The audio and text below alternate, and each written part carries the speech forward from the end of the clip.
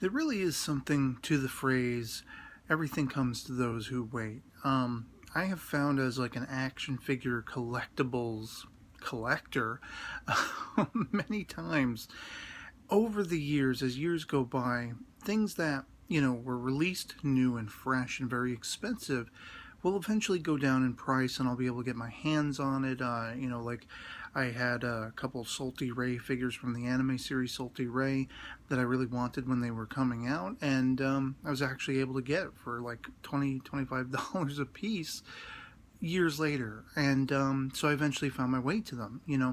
Looking back on my childhood, there were many toys and such that I either had and lost and wished I could get back again, like a really good Superman figure, and I've had several that I've collected. If you've ever seen any of my figure collection videos, I have a whole Superman, dedicated video to that one group of figures of him, all the different versions that I've been able to get over the years.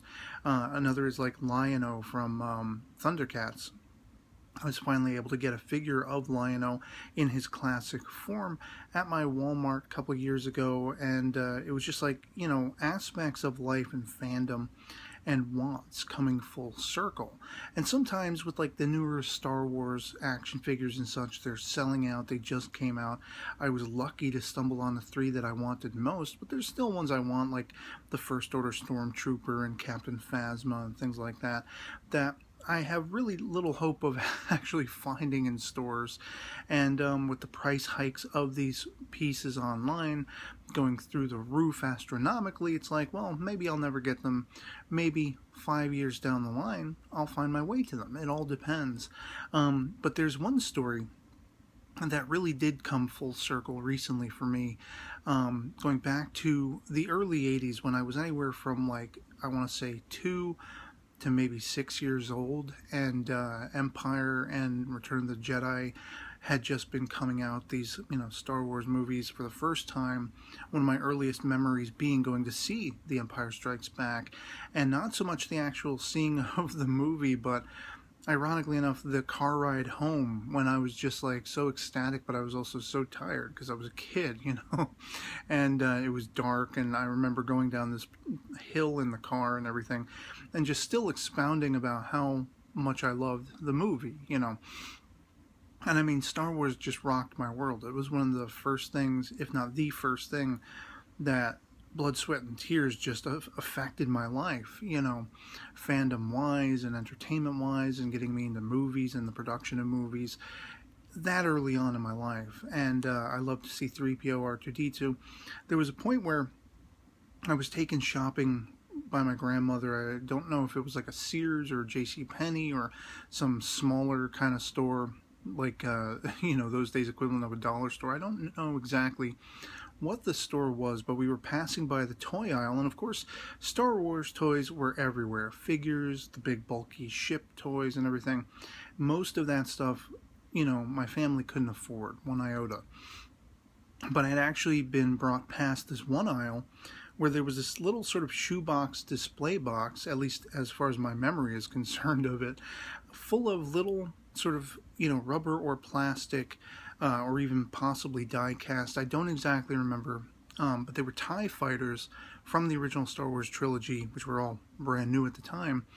And I picked one up and I was playing with it, and I was like, I really want this. This, for some reason, the TIE fighter, the design, it was unlike anything you ever saw anywhere. I mean, at the time, even as a child, I was looking at the X-Wing and I was like impressed by it, and all those other, sort of rebel ships in Star Wars. But the TIE fighter was something that looked completely different, whereas the X-Wings kind of sort of resembled planes in a sense. And it was just a stark, interesting looking vehicle, the TIE fighter. And I wanted this little toy version of it. I desperately wanted it. And I remember my grandmother being rather scathing and being like, no, you can't have that. I'm not paying for that. It's just going to be a waste of money.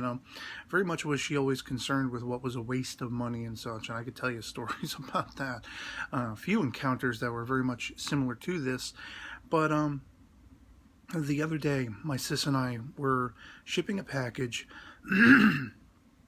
and we had to stop into our local Walgreens to pick up a prescription. And I had heard that Walgreens was supposed to be getting Star Wars The Force Awakens exclusives as far as figures and toys and such. And that was complete BS. They had nothing, unless they, this particular Walgreens had already sold out the week before or whatever. There was no visible sign of them having had anything Force Awakens related, with the exception of two little, 4-pegged items on the rack of little Hot Wheels sort of equivalents, a couple cars that were made to look like, one was Darth Maul, one was supposed to be a Tusken Raider, and then next to that was an X-Wing, and behind it was a TIE Fighter. And these are plastic die-cast, modern equivalents of kind of like those toys of old that I remembered seeing in that JCPenney or Sears or whatever that store was when I was a kid. And it turned out, as I was kind of eagle-eyeing this TIE Fighter in this little package, and I was really mulling over, it was only $6, but I'm like mulling over, do I want to spend the $6? Is it really a waste of money if I get this? The irony that my grandmother's voice would be playing on my mind this many years later, and she's no longer with us for several years now, but just going right back to childhood, and I'm thinking, is this going to be a waste of money if I get this? And my sis comes over and she's like, what are you looking at? And I'm like telling her the story, because it's ever present in my mind as I'm looking at this little TIE Fighter on the rack. It's the exact same thing that I remember from when I was, like I say, between 3 and 6, whatever it was, that I saw as a child and I could never get. And I never had any Star Wars ships as a kid. Maybe I had a Y-Wing for a brief amount of time, but then it broke or I lost it or whatever it was. But I never had an X-Wing, which I really wanted. Never had a Millennium Falcon, which I wanted. Never had the TIE Fighter, which was the first Star Wars ship toy in a very small, handheld format that I desperately wanted. And I told my sis this story, and she's like, get it.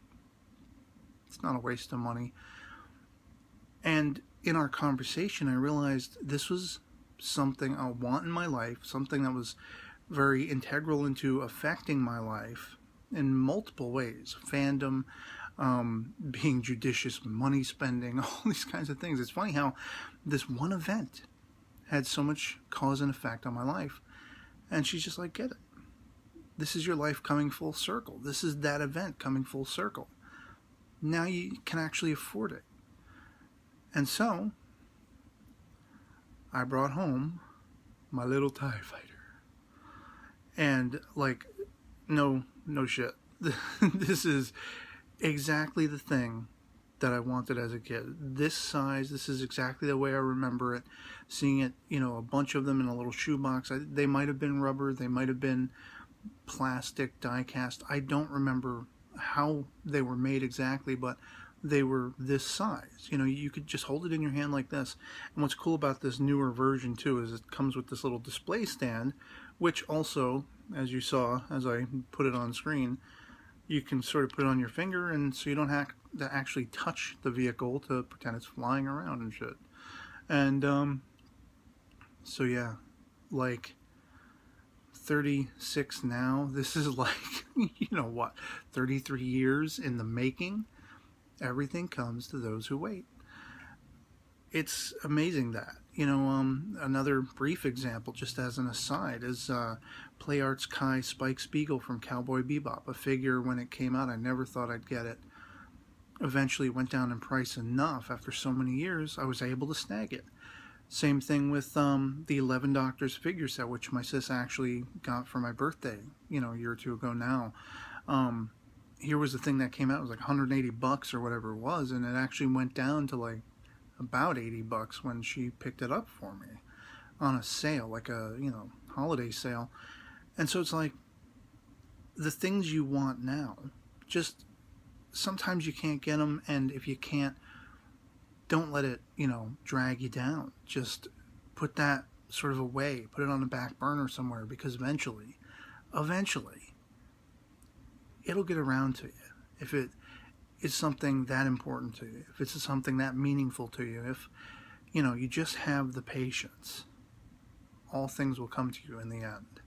And want no better way to punctuate that than with something that, it was right at the start of my life, Star Wars. And booyah. That's all I can say.